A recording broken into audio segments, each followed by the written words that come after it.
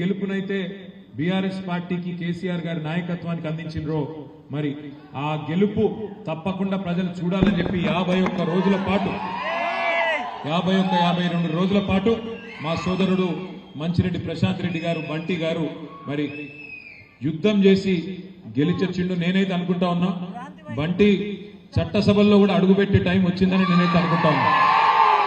ఎందుకంటే కొత్త తరం నాయకత్వం, మంచి నాయకత్వం, మొండితనమున్న నాయకత్వం, ప్రజలకు మంచి చేయాలనే సంకల్పం ఉన్న నాయకత్వం ఖచ్చితంగా అవసరం ఈ రోజుల్లో. అందులో ముఖ్యంగా ఈ అరాచక పాలన ఏదైతే ఇవాళ 2.5 సంవత్సరాలుగా సాగుతున్నదో ఈ పాలనను అంతమొందించాలంటే తప్పకుండా కొత్త తరం నాయకత్వం రావాల్సిన అవసరం ఉన్నది. అందుకే నాకైతే సంపూర్ణమైన విశ్వాసం ఉంది, రాబోయే రోజుల్లో ఎన్నికలు ఎప్పుడు వచ్చినా అవి కేసీఆర్ ఎన్నికలుగానే ఉంటాయి, అసెంబ్లీ ఎన్నికలు కాదు. కేసీఆర్ ఎన్నికలే ఈ రాష్ట్రంలో జరుగుతాయి. కేసీఆర్ తిరిగి అధికారంలోకి వచ్చే ఎలక్షనే జరుగుతుంది. ఇది నా ఒక్కడే ఆలోచన కాదు. వాళ్ళ రాష్ట్రంలో మీరు ఎవరినైనా అడగండి, ఒక రైతును పోయి అడగండి, అన్నా ఎట్లున్నది పరిస్థితి అని. రైతు మరి వారి బాధలు వర్ణనాతీతంగా ఉన్నాయి. నిన్నగాక మొన్న నేను జగిత్యాలకు పోతే అక్కడ ఒక రైతు సోదరుడు కలిసినాడు. ఊరికనే అడిగిన నేను ఎట్లుందన్న పరిస్థితి అని. ఆయన నాతో ఒకటే ఒక మాటలో చెప్పిండు, ఏముంది సార్, 3 సార్లు రైతు బంధు ఎగ్గొట్టిండు, 3 తాపల రైతు బంధు ఎగ్గొడితే 27,000 కోట్లు మిగిలినాయి, అందులోకెళ్ళి 20,000 కోట్లు ఇచ్చి రుణమాఫీ చేసినా డబ్బా కొట్టుకుంటున్నాడు, మాయి పైసలు మాకే ఇచ్చి మీదికెళ్ళి బాకీ ఉన్నాడు, కానీ బయటికి మాత్రం రైతు బంధు ఎగ్గొట్టింది చెప్పడు, రుణమాఫీ చేసిన అని చెప్పి అది కూడా ఊళ్ళో 4 మందికి చేసిండు, 12 మందికి కాలేదు, అట్లున్నది పాలన అని చెప్పి ఒకటే ఒక్క మాటల రైతన్న చెప్తా ఉన్నాడు. వాళ్ళ ఏ యువకుడిని అడగండి, 2 లక్షల ఉద్యోగాలని ఊరించి పెద్ద పెద్ద మాటలు చెప్పి చివరికి మోసం చేసి గద్దెనెక్కి 11,000 ఉద్యోగాలు కూడా ఇంతవరకు 2.5 సంవత్సరాల్లో ఇవ్వలేదు. అట్లాగే మహిళలకు చెప్పిండు, తులం బంగారం అన్నాడు, స్కూటీలు అన్నాడు, ఇంకేదో అన్నాడు, నెలకు 2,500 ఇస్తా అన్నాడు, అత్తకు 4,000, కోడలకు 2,500, నోటికి ఎంత వస్తే అంత ఇష్టం వచ్చిన మాటలు ఇచ్చి అటు మహిళల్ని మోసం చేసినారు. అట్లాగే మీ అందరికీ తెలుసు, పెద్ద మనుషులు కేసీఆర్ గారు రాకముందు 200 పెన్షన్ వచ్చేది, కేసీఆర్ గారు దాన్ని 2,000 చేసినాడు. ఇంతకుముందు మల్లేశన్న చెప్పినట్టు నవంబర్లో అయితే 2,000, డిసెంబర్లో అయితే 4,000 అబద్ధం చెప్పిండు. ముసలోళ్ళం కూడా మోసం చేసిండు. 2 నెలలు ఇప్పటికి పెన్షన్ ఎగ్గొట్టిండు. ఏమున్నదయ్యా 28 నెలల్లో సాధించింది అంటే ఒకటే ఒకటి, ఢిల్లీకి ఓవుడు వచ్చుడు, ఎక్కే విమానం దిగే విమానం తప్ప చేసింది మాత్రం ఏమీ లేదు ఈ రాష్ట్రంలో. ఇక మీ ఎమ్మెల్యే గారి గురించి అయితే నేను చెప్పే అక్కడనే లేదు. ఇక ఆయన ఎట్లాంటోడో, ఆయన ఏమేం చేస్తాడో, ఎట్లెట్లా వసూలు చేస్తాడో, ఏం చేస్తాడో నాకంటే బాగా మీకే తెలుసు. ఆఖరికి అరటి పండ్ల బండ్లను కూడా ఇచ్చిపెట్టాడట ఒక అసంటోడు. ఆయన గురించి నేను ఎక్కువ మాట్లాడగాని ఒకటి మాత్రం పక్కా, ఒక మంచి నాయకుడిని, మంచిరెడ్డి లాంటి మంచి నాయకుడిని వాళ్ళ ఇబ్రహీంపట్నం కోల్పోవడం అనేది ఆయనకేం నష్టం కాలే, ఆయన బాగానే ఉన్నాడు, కానీ నష్టపోయింది ఇబ్రహీంపట్నం ప్రజలు అనే మాట నేను మీకు గుర్తు చేస్తా ఉన్నాను. ఒక మంచి నాయకుడు కేసీఆర్ గారిని కోల్పోయినాం, ఇబ్రహీంపట్నంలో ఒక మంచి నాయకుడు మంచిరెడ్డి కిషన్ రెడ్డి గారిని మనం పోగొట్టుకున్నాం. అందుకే మీ అందరితో ప్రార్థన ఒకటే, ఇవాళ ఈ ప్రభుత్వం చేస్తున్న అరాచకాలు నాకంటే బాగా మీకే తెలుసు. ఫార్మా సిటీ ఇక్కడనే బ్రహ్మాండంగా కేసీఆర్ గారి నాయకత్వంలో 14,000 ఎకరాలు సేకరించి మన ఆలోచన ఏముండే, ఒకటే ఒకటి, ఒక గ్రీన్ ఫార్మా సిటీ పెట్టాలి, స్టేట్ ఆఫ్ ద ఆర్ట్ అంటే ప్రపంచంలో అత్యున్నతమైన ప్రమాణాలతో స్థానికంగా కాలుష్యం అనేది లేకుండా అక్కడే మరి బాగా చేయాలన్న ఉద్దేశంతో దాదాపు 7 సంవత్సరాలు కష్టపడి కిషన్ రెడ్డి గారు, సబితక్క, నేను మేమందరం కష్టపడి చాలా మందిని ఒప్పించి మెప్పించి కొంత ఇబ్బంది పెట్టి కూడా నిజంగా రైతులకు మొక్కాలి. ఆఖరికి వాళ్ళని చెప్పి మొత్తానికి 7 ఏళ్ళు తనలాడి 14,000 ఎకరాలు సేకరించిన. ఏం చెప్పిన ఆ రోజు కాంగ్రెస్ నాయకులు, ఆ రోజు సిఎల్పి లీడర్గా ఉన్న బట్టి విక్రమార్క గారు ఇక్కడ పాదయాత్ర చేసిండు. ఈరోజు మంత్రిగా ఉన్న సీతక్క గారు ఆ రోజు ఇక్కడికి వచ్చింది. ఈరోజు మంత్రిగా ఉన్న కోమటిరెడ్డి వెంకటరెడ్డి గారు ఆ రోజు ఎంపీగా ఉండే, ఏమన్నారు ఇక్కడికి వచ్చి అన్నాడు. ఈరోజు రైతు కమిషన్ చైర్మన్గా ఉన్న కోదండ రెడ్డి గారు అందరూ చెప్పినారు, కాంగ్రెస్ వాళ్ళు మీరు మాకు ఓటేయండి, గెలిపించండి, మీ భూములు మీకు తిరిగి బంగారు పల్లెంలో పెట్టి అప్పచెప్తామన్నారు. మరి 2.5 ఏళ్ళ ఓడ మీద ఉన్నప్పుడు ఓడమల్లన్న, ఒడ్డుకెక్కినాక బోడమల్లన్న అన్నట్టు ఓట్లు వేయించుకున్నారు, అవతల పడ్డరు. ఇవాళ ఫార్మా సిటీ కాదు ఫ్యూచర్ సిటీ అని చెప్పి రంగుల కళ, ఈస్ట్ మన్ రంగుల కళ లాంటి సినిమా చూపెడతా ఉన్నాడు. మన రేవంత్ రెడ్డి మాట్లాడుతూ ఉన్నాడు ఇక్కడికి వచ్చి, ఇది future city, Bharat future city, దీనిలో న్యూయార్క్ను తలదన్నే నగరాన్ని నిర్మిస్తా నేను అని చెప్తున్నాడు. ఉన్న సిటీని పట్టించుకునే తెలివి లేదు. ఉన్న సిటీలో దోమలు గుట్టి జనం చచ్చిపోతుంటే దాన్ని అడిగినోడు లేడు. ఫ్యూచర్ సిటీ కడతాడట. ఫ్యూచర్ సిటీ ఎవరు కడతారు? ఫ్యూచరే లేని నాయకుడు, ఆయనకు ఫ్యూచర్ లేదుగా.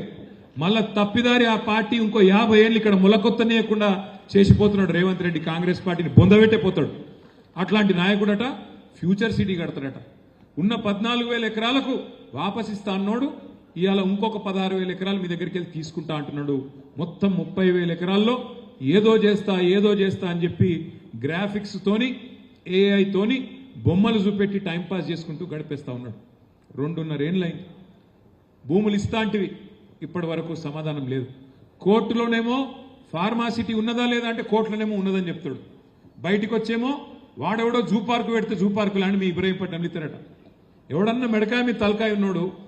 ఇబ్రహీంపట్నంలో ఎంత ఉంటుంది ఎకరం? ఇప్పుడు ముచ్చర్ల కాడ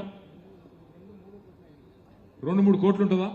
అంటే ఇదివరకు మనం ఉన్నప్పుడు బాగుండే, ఇప్పుడు డౌన్ అయింది అనుకో రియల్ ఎస్టేటు. వాస్తవమేనా? కనీసం 2 కరోడ్ అయితే ఉంటుంది కదా. ఎవడన్నా మెడకాయ మీ తలకాయ ఉన్నాడు 2 కోట్ల విలువ చేసే భూములలో జూ పార్క్ పెడతాడే. 3,000 ఎకరాలు గాయన వరకు అంబానీకి ఇస్తాడట. ఆయన వచ్చి ఇక్కడ ఏనుగులు, సింహాలు, పులులు పెడతాడట. రేవంత్ రెడ్డి ఎప్పుడు చెప్పుకుంటుంటాడు, నేను నల్లమలకి వెళ్ళి వచ్చినా, ఆ నల్లమలని మిస్ అవుతున్నట్టున్నాడు. అందుకే ఇక్కడ ఒక జూ పార్క్ పెట్టి అప్పుడప్పుడు వచ్చి జంతువులను చూసిపోతా, క్రూర మృగాలను చూసిపోతా అన్నట్టు ఇక్కడ 3,000 ఎకరాలు మీ ఫ్యూచర్ సిటీలో ఇస్తాడంట. ఇదేనా ఒక ప్రభుత్వాన్ని నడిపే పద్ధతి? కోహెడలో 178 ఎకరాలు ఆనాడు పండ్ల మార్కెట్ పెట్టేందుకు కేసీఆర్ గారి నాయకత్వంలో భూమిని కేటాయించడమే కాదు 50 కోట్ల నిధులు కూడా అడ్వాన్స్గా ఇచ్చినాం. ఇస్తే ఇవాళ ఇక్కడ కోహెడలు ఉండదట మార్కెట్. ఏడుకోవాలి? రాచకొండ గుట్టలకు రామోజీ ఫిలిం సిటీ అవతలకు అన్నట్టు, ఆ గుట్టల పైన ఎక్కడో కట్టుకో అన్నట్టు. ఎవడన్నా నిజంగా మిడకాయ మీద తలకాయ మీద ఆలోచన చేస్తాడా? ఇట్లా ఎవరు పోతారు పండ్ల మార్కెట్కు? వ్యాపారులు, చిన్న చిన్న వ్యాపారులు పోతారు. వాళ్ళు గుట్టలలో పోయి దందా చేసుకునే పరిస్థితి ఉంటుందా? అంటే ఎంత అవివేకంగా, ఎంత అనాలోచితంగా, ఎంత రియల్ ఎస్టేట్ మీద యావతోని భూములు అమ్ముకొని ఎట్లన్నా చేసి పైసలు చేసుకోవాలన్న ఆలోచన తప్ప వేరే ఆలోచన లేదు. ఫ్యూచర్ సిటీ చుట్టూ కూడా మొత్తం జరుగుతున్నది భూదందానే. మొత్తం రేవంత్ రెడ్డి గారి అన్నదమ్ముళ్ళు ఆయన బంధువులు మాడుగుల దాకా భూములు కొన్నారు. జయపాల్ రెడ్డి గారి కుటుంబ సభ్యులు, ఈయన బావమరుదులు, ఈయన అన్నలు, తమ్ముళ్ళు మొత్తం గద్దల్లాగా వాలిపోతా ఉన్నారు. ఎక్కడ సీలింగ్ భూమి ఉంటే అది పట్టా భూమి కావాల్సిందే. ఎక్కడ పట్టా భూమి ఉంటే నువ్వు ఇస్తావా లేకపోతే సస్తావా? ఇంతకుముందు అన్న చెప్పిండు, అదొకటి పట్టుకున్నారు. 22A అంటే ఏంది? నిషేధిత జాబితాలో భూములు పెట్టుడు. మీ గమ్మత్ ఏంటంటే ఇక్కడ కాంగ్రెస్ వాళ్ళ మేనిఫెస్టో నేను మొన్న చూసిన అసెంబ్లీ అప్పుడు. మేనిఫెస్టోలో ఏం చెప్పిండ్రు? మొత్తం కేసీఆర్ ప్రభుత్వంలో 10 ఏళ్లలో 16 లక్షల ఎకరాలు నిషేధిత జాబితాలో పెట్టిండు. మేము రాగానే 100 రోజుల లోపలనే అవన్నీ కూడా వాపస్ ఇచ్చేస్తాం, తీసేస్తాం అని చెప్పింది. కానీ ఇప్పుడు చేస్తున్నది ఏంది? 16 లక్షల ఎకరాలు ఆనాడు నిషేధిత జాబితాలో ఉంటే ఈరోజు 1 కోటి ఎకరాలను నిషేధిత జాబితాలో పెట్టిండు రేవంత్ రెడ్డి ప్రభుత్వం. ఎందుకు పెట్టిండ్రు? మీ ఎమ్మెల్యే గారు బెదిరిస్తాడు ఫోన్ చేసి, ఎవరైనా లేఅవుట్ వేస్తే ఇస్తావా సస్తావా అంటాడు. ఎట్లిస్తాడు ఆయన? ఏడికెళ్ళిస్తాడు? నువ్వు అడిగేది 30%, 40% భూమి నాకు ఇవ్వాలంటాడు. ఏడికెళ్ళిస్తారు? ఇయ్యా అంటాడు అనుకో, వెంటనే తీసుకుపోవాలి, పొంగులేటి శ్రీనివాసరెడ్డికి చెప్పాలి. పొంగులేటి శ్రీనివాసరెడ్డి ఏం చేస్తాడు? అధికారులకు ఫోన్ చేసి, కలెక్టర్కి ఫోన్ చేసి బెదిరిస్తాడు. వెంటనే పెట్టవాయను నిషేధిత జాబితాలో పెట్టు అనగానే అట్లా పెరుక్కుంటా చాంతాడంత అయ్యి ఈరోజు కేసీఆర్ గారి టైంలో 16 లక్షల ఎకరాలు జాబితాలో ఉంటే ఇవాళ 1 కోటి ఎకరాలకు పోయింది. అంటే ఇక్కడ ఏం నడుస్తున్నది ఈ రాష్ట్రంలో అనేందుకు ఒక చిన్న ఉదాహరణ మీకు. అట్లాగే ఎంత అరాచకం అంటే ఇవాళ మన నాయకులు, మన కౌన్సిలర్లు ఇబ్రహీంపట్నంలో మీరందరూ కష్టపడితే, ఇబ్రహీంపట్నంలో మీరందరూ గట్టిగా పోరాటం చేస్తే మరి 24 సీట్లకు గాను 13 కౌన్సిలర్ సీట్లు మనకు రైట్ రాయల్గా ప్రజలు మనకు అప్పచెప్పింది. ఒకరు ఇండిపెండెంట్ మనకు తోడైంది. ఇక అసలు ఎలక్షన్ ఎక్కడికి వెళ్ళి ఉంటుంది? రైట్ రాయల్గా ప్రజాస్వామ్యంలో మెజారిటీ ఎవరికి వస్తే వాళ్ళు గెలవాలి కదా. కానీ ఏం చేసిండు? ఒక అమ్మాయి 3 సార్లు కౌన్సిలర్, 3వసారి గెలిచింది, శ్వేత. ఆ శ్వేత గారికి బీసీ సర్టిఫికేట్ లేదని చెప్పి కొత్త కేసు. ఇక మన సుదర్శన్ రెడ్డి గారు, మన మున్సిపల్ చైర్మన్, ఆయన ఎప్పుడో 20 ఏళ్ల కిందట ఆనాడు కాంగ్రెస్ ప్రభుత్వంలో భూమి కొనుక్కుంటే వాళ్ళ ఊర్లే ఇలా భూమి భూదాన్ భూమి అని చెప్పి ఆయన మీద కేసు. అట్లాగే ఒక తమ్ముడు ఇండిపెండెంట్ కౌన్సిలర్, ఆ తమ్ముడు వాళ్ళ మదర్ని తీసుకుపోయి హాస్పిటల్లో పెట్టి ఆమె హాస్పిటల్లో ఉన్నది, నువ్వు వెంటనే రా అని చెప్పి ఆ తమ్ముడి మీద ఒత్తిడి. రాములు గారి అబ్బాయి త్రిలోక్, మరి వారింట్లో అంత కష్టం వచ్చినా చివరికి అంత్యక్రియలకు అటెండ్ అయ్యి మళ్ళీ 24 గంటలు కూడా గడవక ముందే తిరిగి వచ్చి మొండితనంతో జిద్దుతో గెలిచి తీరాలే ప్రజాస్వామ్యం అని చెప్పి మొండిగా పోరాటం చేసి మన 13 మంది కౌన్సిలర్లు ఇవాళ ఇక్కడ గెలిపించింది మన పార్టీని కాదు, గెలిపించింది ప్రజాస్వామ్యాన్ని, గెలిపించింది ప్రజల అభిమతాన్ని, బతికించింది ఖచ్చితంగా ఈ రాష్ట్రంలో రాజ్యాంగ హక్కులను అనే మాట నేను మీకు విజ్ఞప్తి చేస్తా ఉన్నా. ఇక్కడ ఇబ్రహీంపట్నంలో గెలిచింది గులాబీ జెండా కాదు, ఇబ్రహీంపట్నంలో గెలిచింది ప్రజాస్వామ్యం. దాన్ని నిలిపింది మా తమ్ముడు మంచిరెడ్డి ప్రశాంత్ రెడ్డి గారు బంటి అనే మాట కూడా నేను విజ్ఞప్తి చేస్తా ఉన్నా. చిన్న విషయం కాదు. రేవంత్ రెడ్డి లాంటి దుర్మార్గులతో, రేవంత్ రెడ్డి లాంటి అరాచక శక్తులతో కొట్లాడాలంటే చాలా ధైర్యం ఉండాలి.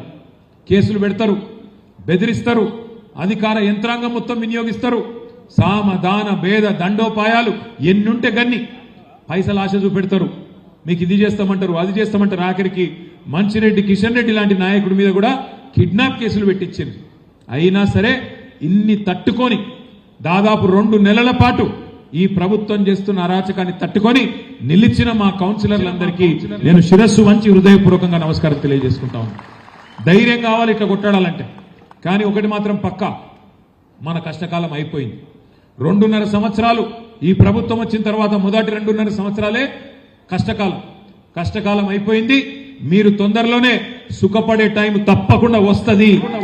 ఇప్పుడు ఎవడెవడైతే నకరాలు చేస్తున్నాడో మీ ఏసీపీ, డీసీపీ, కలెక్టరు, ఇంకెవడో ఎవడెవడైతే నకరాలు చేస్తున్నాడో, నేను ఇప్పుడే తమ్ముడు బంటికి చెప్తా ఉన్నా, మల్లేశన్ అన్నది కరెక్ట్.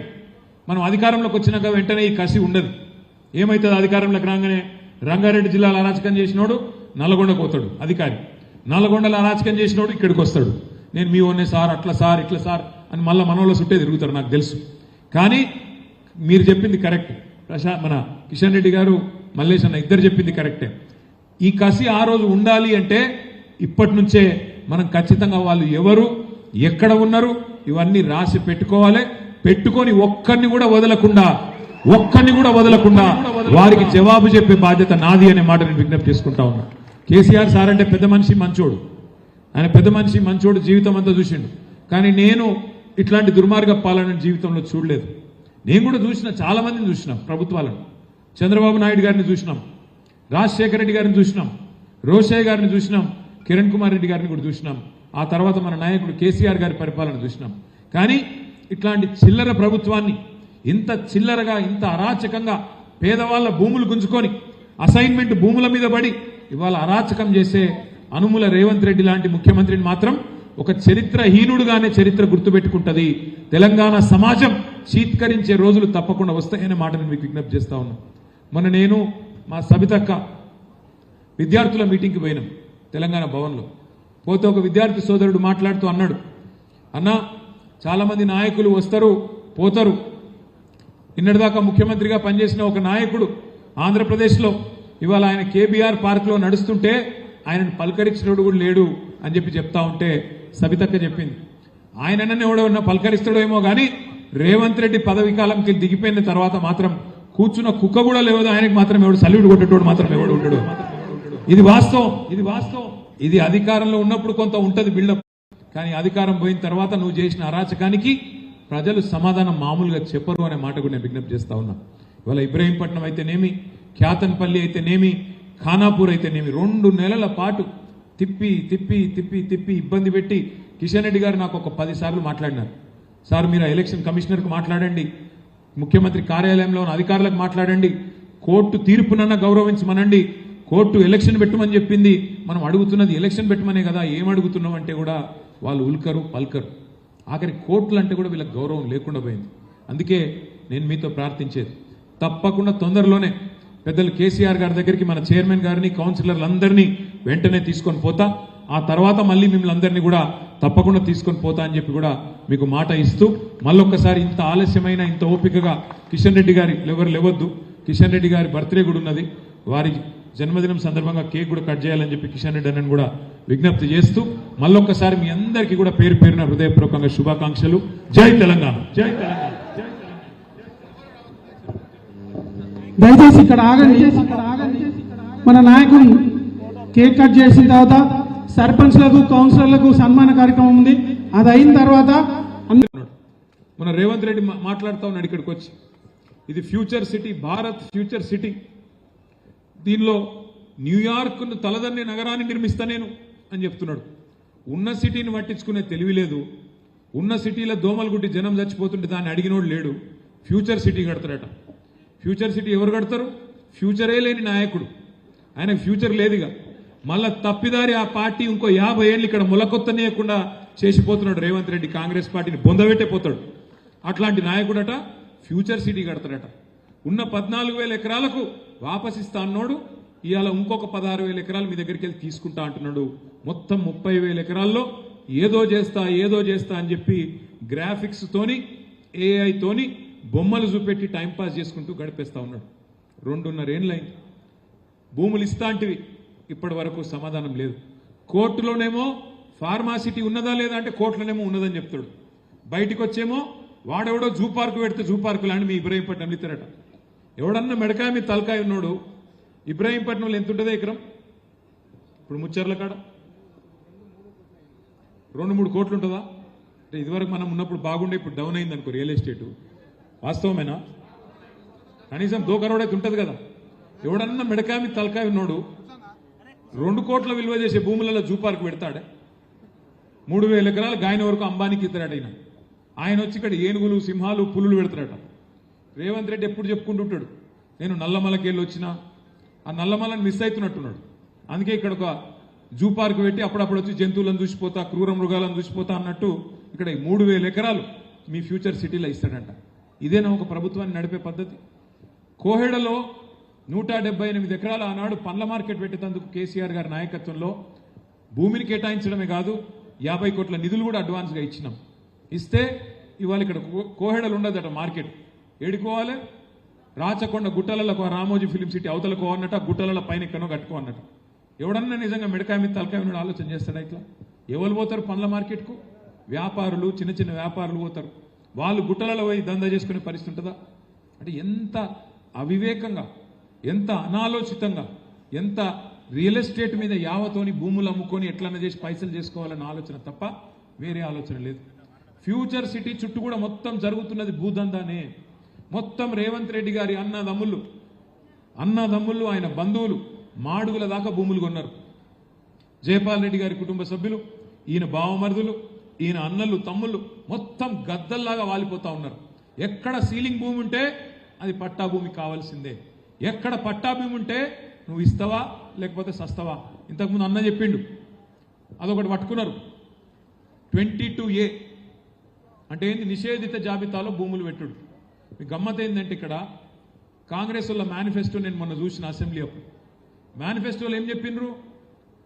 మొత్తం కేసీఆర్ ప్రభుత్వంలో 10 ఏళ్లలో 16 లక్షల ఎకరాలు నిషేధిత జాబితాలో పెట్టిండు.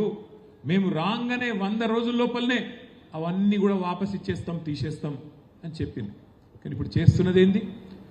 16 లక్షల ఎకరాలు ఆనాడు నిషేధిత జాబితాలో ఉంటే ఈరోజు 1 కోటి ఎకరాలను నిషేధిత జాబితాలో పెట్టిండు రేవంత్ రెడ్డి ప్రభుత్వం. ఎందుకు పెట్టిండ్రు? మీ ఎమ్మెల్యే గారు బెదిరిస్తాడు ఫోన్ చేసి, ఎవరైనా లేఅవుట్ వేస్తే ఇస్తావా సస్తావా అంటాడు. ఎట్లిస్తాడు ఆయన? ఏడికెళ్ళిస్తాడు? నువ్వు అడిగేది 30%, 40% భూమి నాకు ఇవ్వాలంటాడు. ఏడికెళ్ళిస్తారు? ఇయ్యా అంటాడు అనుకో, వెంటనే తీసుకుపోవాలి, పొంగులేటి శ్రీనివాసరెడ్డికి చెప్పాలి. పొంగులేటి శ్రీనివాసరెడ్డి ఏం చేస్తాడు? అధికారులకు ఫోన్ చేసి, కలెక్టర్కి ఫోన్ చేసి బెదిరిస్తాడు. వెంటనే పెట్టవాయా నువ్వు నిషేధిత జాబితాలో పెట్టు అనగానే అట్లా పెరుక్కుంటా చాంతాడంత అయ్యి ఈరోజు కేసీఆర్ గారి టైంలో 16 లక్షల ఎకరాలు జాబితాలో ఉంటే ఇవాళ 1 కోటి ఎకరాలకు పోయింది. అంటే ఇక్కడ ఏం నడుస్తున్నది ఈ రాష్ట్రంలో అనేందుకు ఒక చిన్న ఉదాహరణ మీకు. అట్లాగే ఎంత అరాచకం అంటే ఇవాళ మన నాయకులు, మన కౌన్సిలర్లు ఇబ్రహీంపట్నంలో మీరందరూ కష్టపడితే, ఇబ్రహీంపట్నంలో మీరందరూ గట్టిగా పోరాటం చేస్తే మరి 24